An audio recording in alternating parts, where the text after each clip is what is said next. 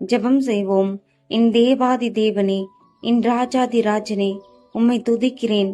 ஏசப்பா, நீர் என் விடுதலைக்காக சிலுவையில் உயிர் தந்தீர்.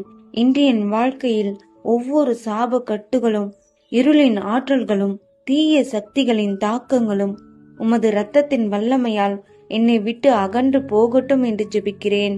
என் குடும்பத்தில் இருந்து தலைமுறை தலைமுறையாக தொடரும் எல்லா சாபங்களும், என் மூலமாக வந்த சாபங்களும் என்னையும் என் சந்ததிகளையும் பாதிப்படைய செய்யாதபடி இயேசுவின் நாமத்தினால் இப்பொழுது உடைந்து போகட்டும் என்று ஜெபிக்கிறேன்.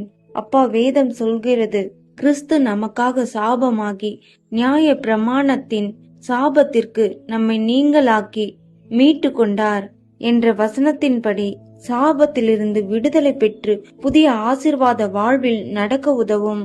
பிசாசின் எந்த திட்டமும் என் மேல் நிலைக்காது. உமது பரிசுத்த ஆவியால் நான் நிரப்பப்படுவேன். சமாதானம், ஆரோக்கியம், வளம்